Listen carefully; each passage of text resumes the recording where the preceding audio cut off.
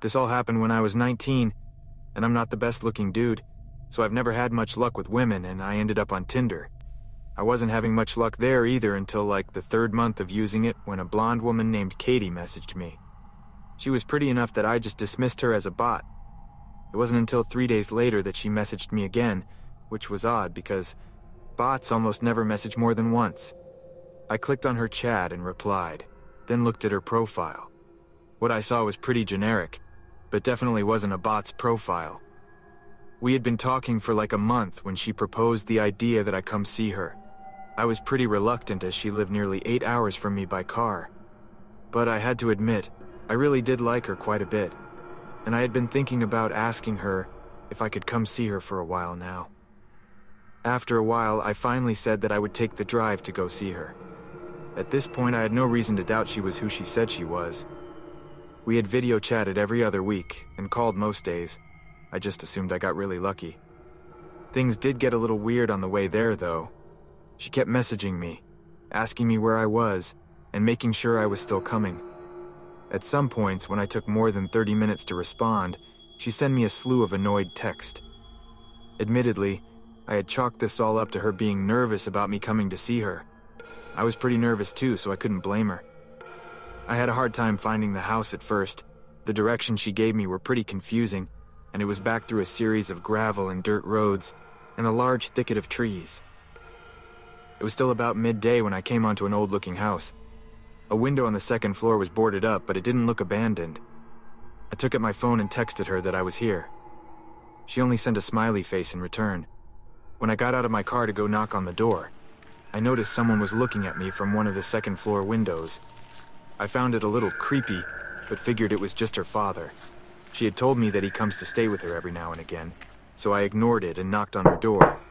She answered with a smile and even gave me a kiss, which surprised, and I followed her inside. We sat down on her couch and started talking about our plans when I asked her about her dad. "You didn't tell me your dad was here," I said. "Was that going to be a surprise?" Katie looked confused and told me that her dad wasn't here. I still thought she was keeping up the act, and I told her that she didn't have to keep pretending, and that I had seen him looking at me through the upstairs window.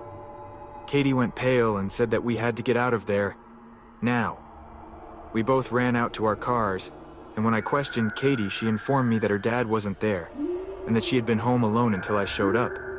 I called the police, and while I was on the phone giving the address, Katie gasped and pointed to the window where I had seen the guy before. He was looking us from out the window again. I got a better look of him, and he seemed older and frail, almost like he hadn't eaten anything in a while. He left the window after he saw that we saw him. The police took half an hour to show up, and the whole time Katie was crying and mumbling about how she was an idiot for not keeping her doors locked. When the police finally did show up, one of them started asking me and Katie questions, and the other one searched through the house. He came back out a little later and told me and Katie that, while he didn't find anyone, he did find that the back door was open. Whoever it was had ran out into the woods, but the cops were sure the house was empty. After the cops left, Katie asked me to stay the night because she was too scared to be in her house alone right now. I gladly did, and we slept downstairs on the couch as Katie's bed was the room next to the one the man had been in. Katie had also brought out the shotgun that her father had given her, but she never used. I told her it was fine, the man's gone, but she insisted, saying she'd feel safer if we had it out. I'm glad she did. Later that night, I was still wide awake, watching TV. Katie had somehow managed to fall asleep, but from the kitchen I heard the sound of light tapping on the glass door, then a doorknob being turned. At this point, I wasn't even scared, I was just pissed. I flipped on the light in the kitchen and pointed the gun at the kitchen door. And there he was. The guy that had been in the house before was standing on the other side of the glass door. He looked shocked, and I'm glad we had locked the door. The man staring at me and yet again ran into the woods. I woke up Katie and told her what happened and called the police again. When they arrived, they did a sweep of the woods and found no one yet again. They told Katie and me that it'd probably be a good idea to stay somewhere else for the night. So me and Katie said our goodbye. She was going to stay at her friend's house and I was going home. I left a little after Katie did. I was on the phone with my brother telling him about what happened. My headlights were on. As I was talking, something caught my eye. That man was standing at corner of the house just watching me. I gunned it out of there and didn't even bother calling the police again. But I did text Katie and she said she was going to call them again. I don't think Katie ever even went back to that house alone.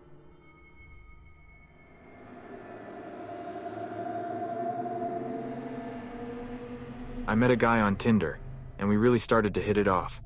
We'd been chatting for a few weeks, and even discovered we had a few mutual friends. I was pretty intoxicated one night and drunk, so I decided to call an Uber to his place. Once I got there, we talked outside for a while, and he is also a good listener.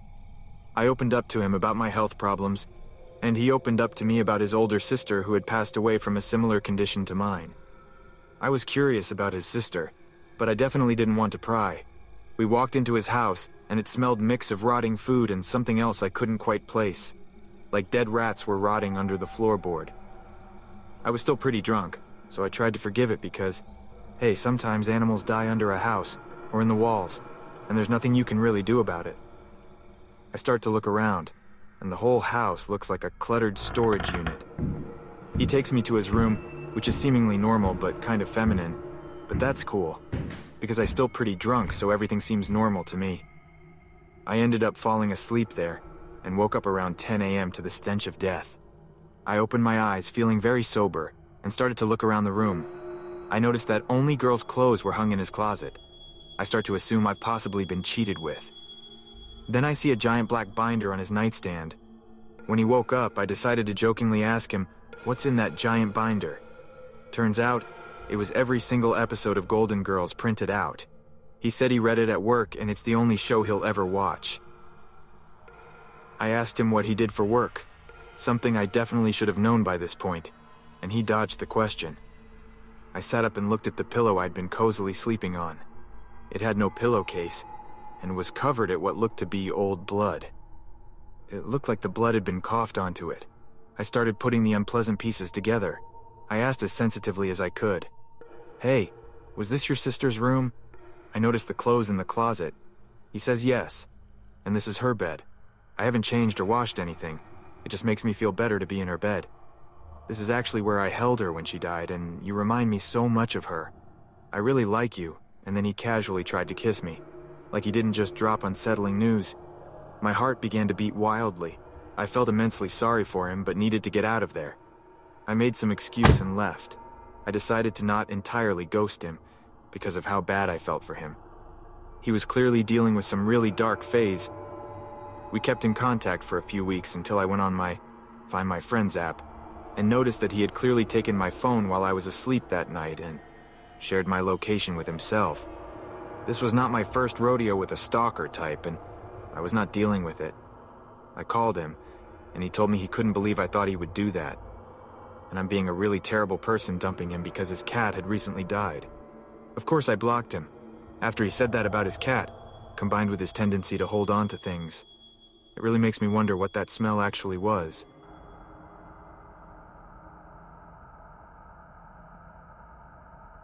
I was 21, recently became a police officer, and was also recently dumped. So my friends suggested Tinder. As a 21-year-old and new cop, I had the I'm invincible, and I can take on anyone mentality. I matched with a very good-looking, out-of-my-league female. We chat, and eventually set up a date to meet. She said she had a great open field to look at stars and hang out, and we could meet up at her house. So the night came. I was excited, and she seemed to be excited when I picked her up. She guided me to the field, and it looked nice open space, woods, deer, and other wildlife. In the field, I noticed really dim headlights in the distance. Then the van started driving towards us, and pulled up in front of us, almost close enough to block me from going forward. I told her to stay in the car and I'll go say hi. I grabbed my flashlight I had in the car and walked up.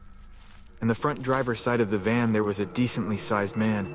I asked him what's going on and if he could back his car up a little bit.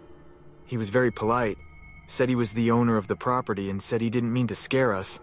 He told me he's been having trouble with poachers on his property and just wanted to make sure we weren't going to be shooting at anything. I assured him we only came out to look at some stars and wildlife. He was perfectly okay with that. After that, the girl was texting non-stop.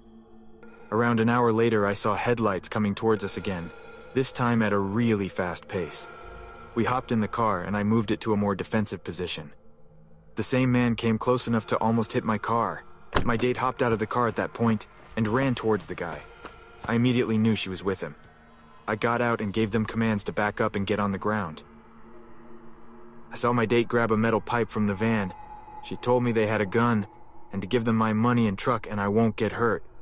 Of course, with my I'm invincible mentality, I said no. She started to cry and saying they didn't want to hurt me. The man then started to go back towards the car. At that point, I told them I was a cop, drew my concealed firearm, and to lay on the ground. After a moment of shock, they complied.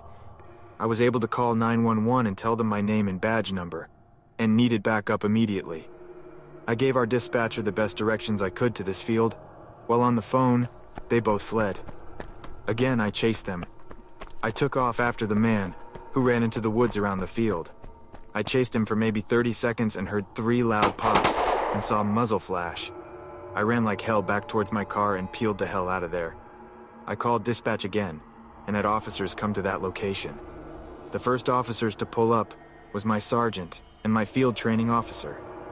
Of course, they were both completely understanding. The most used words were "stupid rookie." I hopped in their car and went towards the field. The van was still there. I was told to shut my mouth and only come out if they start getting shot at. They cleared the area and started looking in the van. They found meth right on the center console and searched the car. What scared me the most was when my field training officer and sergeant came back to the patrol car, let me out and told me to come look in the back of the van. I went to the back of the van, where there were several knives, duct tape, lighter fluid, a decent amount of rifle ammunition, handcuffs, and what looked to be dried blood. In the front seat passenger side, we found another rifle and 2 more handguns. We called for immediate backup and detectives. When they investigated the blood, it turned out it wasn't blood. The plates had been stolen and the van was a reported stolen. My date also gone and she's deleted her Tinder profile. After this encounter, I will never use online dating again.